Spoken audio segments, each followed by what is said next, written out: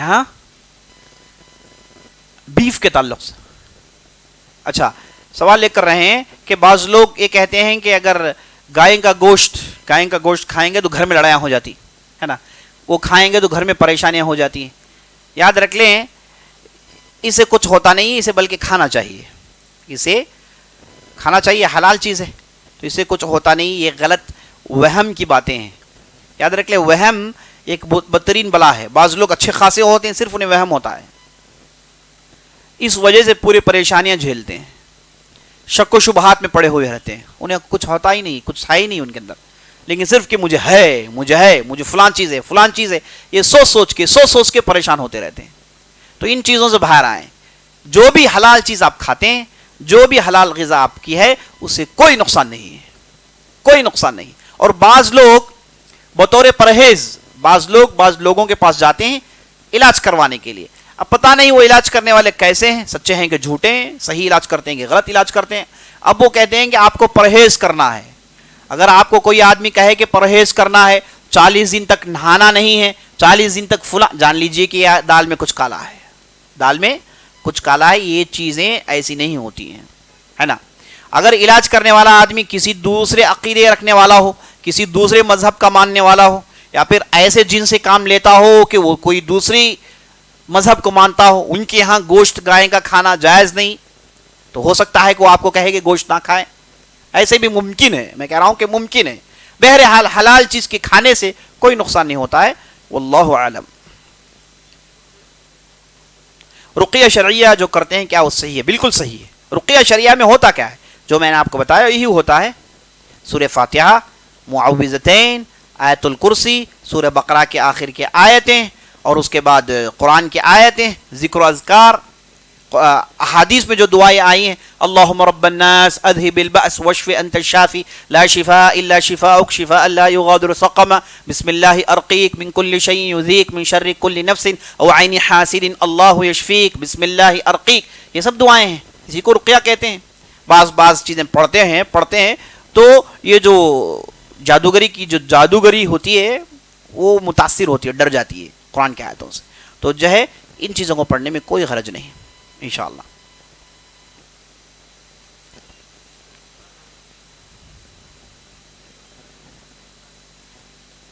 سوال لے کر رہے ہیں کہ ایک مسجد میں جب بھی لوگ علاج کے لیے جاتے ہیں تو وہاں پر کچھ پیپر دیا جاتا ہے.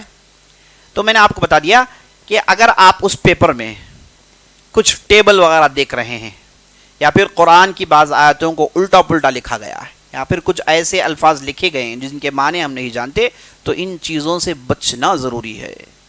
دال میں کچھ کالا ہے, ایسے علاج نہیں ہوتا.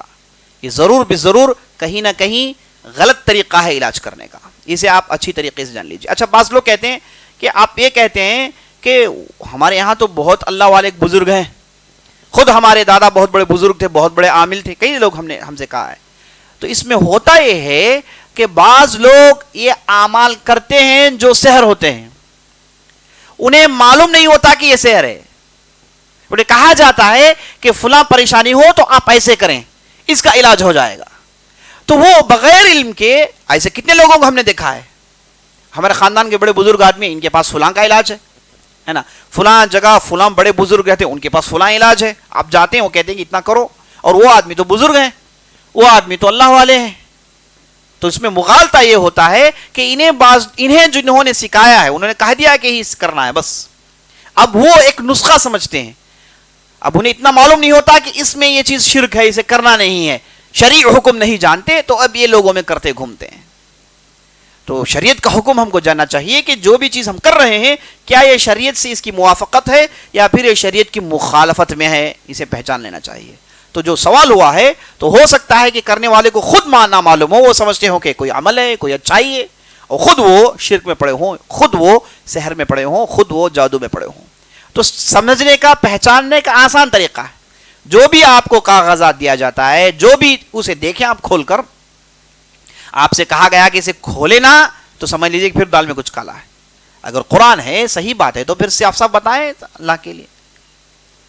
تو عام طور پر جو تعویذیں لکھی جاتی ہیں اس میں باکسز ہوتے ہیں، اس میں ٹیبلز ہوتے ہیں، اس میں نمبرز ہوتے ہیں. ان چیزوں سے پرہیز کریں. جو علاج میں نے آپ کو بتایا اللہ اور اللہ کے ضرور سے، جیسے آپ نے بتایا رقیہ شرعیہ، اس کے ذریعے سے آپ علاج معالجہ کریں. اللہ اس میں شفا رکھا ہوا ہے انشاءاللہ. واللہ اعلم.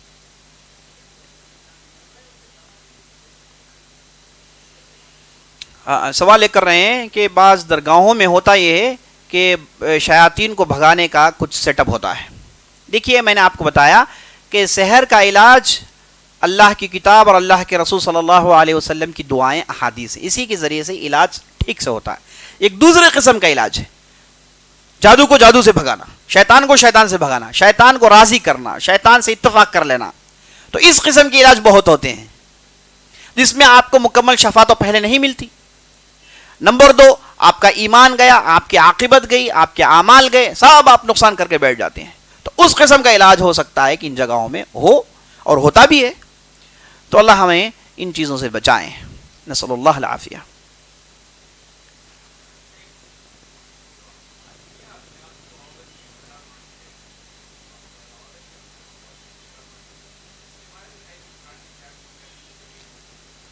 سوال لے کر رہے کہ بعض لوگوں کے، بعض مردوں کے احساسات، ان کے خواہشات عورتوں جیسی ہوتی ہیں.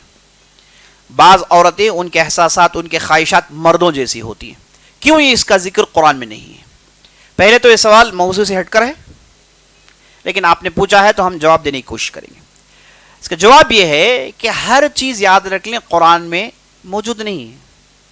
قرآن میں ہر مسئلے کے حل کے بیسکس فارمولاز ہیں. جیسے میکس میں فارمولا ہوتے ہیں جسے لے کے آپ ہزاروں مسائل حل کرتے ہیں، ایسے قرآن میں مسائل حل کرنے کے فارمولاز، قواعد، اصول، ضوابط ہیں. اس کے ذریعے سے ہر آدمی کا مسئلے کا حل قرآن نے دیا ہے اور اس کی تفصیل قرآن میں موجود ہے. یہ آپ سمجھ لیجیے. اگر آپ ہر چیز کا مسئلہ قرآن میں تلاش کریں گے تو بہت سارے ایسے مسائل ہیں جو قرآن میں نہیں ہیں. جیسے انشورنس ہے نا، مختلف مسائل ہیں. لیکن اس کی بنیاد، اس کے جو اصول و ضوابط ہیں، اس کے جو بیسکس ہیں، بیسک جو فارمولاز ہیں، وہ اللہ نے ذکر کر دیا جس کے ذریعے سے مسئلہ حل ہو سکتا ہے. نمبر 2، ایسا اگر کسی کے ساتھ ہو جائے تو وہ کیا کریں؟ ایسا اگر کسی کے ساتھ وہ کیا کریں؟ دیکھیے یہ قدرت والی چیز ہے، قدرتی چیز ہے، یہ عیب نہیں ہے. جیسے کوئی بچہ پیدا ہوتا ہے اس کا ہاتھ نہیں ہے، جیسے کوئی بچہ پیدا ہو اس کے آنکھیں نہیں ہوتی، یہ قدرتی چیز ہے، قدرتی چیز ہے. اسی لیے ایسے لوگوں کا ٹھٹا مذاق اڑانا بالکل جائز نہیں، یہ حرام ہے، جائز نہیں. تو کوئی آدمی اپنے اندر، اپنی حرکتوں میں انوثیت یعنی عورتوں کی طرح کچھ محسوس کرتا ہے تو یہ کوئی عیب نہیں، ایسے اللہ نے بنایا ہے. لیکن حرام وہ ہے جو نیکسٹ سٹیج کو جاتے ہیں، یعنی عورت ہی بننا چاہتے ہیں، ہے نا، اپنے پورے اسے بدلنے کی کوشش کرتے ہیں، فلاں آپریشن کر کے یعنی اپنی پوری نیچر کو بدلنے کی کوشش کرتے ہیں. یہ حرام ہے. ایسے لوگ نبی صلی اللہ علیہ وسلم کے زمانے میں بھی رہے اور اسی طریقے سے عورت کے ساتھ بھی.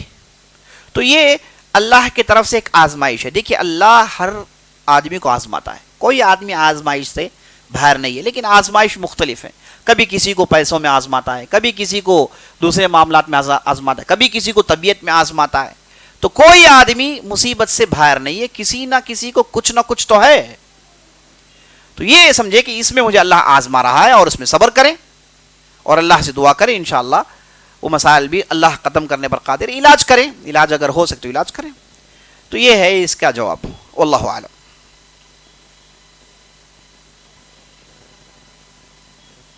سوال کر رہے ہیں کہ کیا صوفیزم اور جنوں سے کوئی تعلق ہے؟ گویا کہ کہہ رہے ہیں کہ نیکسٹ ٹاپک آپ اس میں کریں. جواب یہ ہے کہ نہیں، جواب یہ ہے کہ ہرگز نہیں. صوفیزم میں تو بہت ساری اچھی باتیں ہیں، بہت ساری تصوف میں اچھی باتیں ہیں. تزکیۃ النفس کو انہوں نے تصوف کہا. تو اس میں جو کتاب و سنت سے جو باتیں جڑی ہوئی ہیں انہیں ہم لیں گے، اس پر ہم عمل کریں گے. جو کتاب و سنت کے خلاف ہے تو اسے تو نہیں مانیں، وہ چاہے صوفیزم ہو یا پھر تشیع ہو یا پھر اعتزال ہو یا پھر اشعریت ہو. جو بھی جتنے بھی فرقے ہیں ان کے پاس ایک ہی اصول ہے، کتاب و سنت کے ہیں جڑے ہوئے ہیں تو لے لیں گے، نہیں ہے تو رد کر دیں گے. واللہ اعلم. ٹھیک ہے، مجلس ختم کر لیتے ہیں. سبحانک اللہم وبحمدک اشہد ان لا الہ الا انت استغفرک واتوب الیک. ایک اعلان سماعت فرما لیں. انشاءاللہ ہر ہفتے کے دن 9 سے 10 راتوں میں یہاں پر ایسے ہی اچھے بیانات کا سلسلہ چل رہا ہے. آپ حضرات سے گزارش ہے کہ آپ ضرور شامل ہوں اور اپنے ساتھ دوست احباب کو لائیں انشاءاللہ. اور کہیں کہ ہفتے میں 1 گھنٹہ یہ اللہ کے لیے، ہفتے میں گھنٹہ یہ اللہ کے لیے، آپ سارا دن کماتے ہیں، 7 دن کماتے ہیں، 1 گھنٹہ اللہ کے لیے دے دیں۔ اور اگر آپ اپنے بچوں کے اندر اصلاح چاہتے ہیں تو بچوں کو بھی لائیں، اگر آپ چاہتے ہیں کہ اپنے بیوی بچے درست ہو جائیں انہیں بھی لائیں۔ بہت سارے لوگ آ کر کہتے ہیں کہ میرا بچہ بگڑ گیا ہے، میرے بچوں میں دین نہیں ہے، میری بیوی کے اندر دین نہیں ہے، فلان کے اندر دین نہیں ہے۔ تو یاد رکھ لیں دین ایسی ہی مجلسوں سے پھیلتا ہے، دین موبائل دیکھنے سے پھیلتا نہیں ہے، موبائل بیان موبائل میں دیکھ لیں گے نہیں، یاد رکھ لیجیے ایسے مجلسوں میں آنے سے، نیک لوگوں کے ساتھ اٹھنے بیٹھنے سے، نیک لوگوں کی دوستی میں اچھی باتیں سننے سے اصلاح ہوتی ہے۔ تو ایسی مجلسوں میں آیا کریں، اور خاص طور پر یہاں پر ہفتے کی 9 سے 10 آپ کے لیے متعین ہے، آپ ضرور آئے، اپنے ساتھ دوست احباب کو لائے۔ اللہ سے دعا کریں کہ اللہ سبحانہ و تعالی ہماری محنت کو قبول فرمائے، آمین۔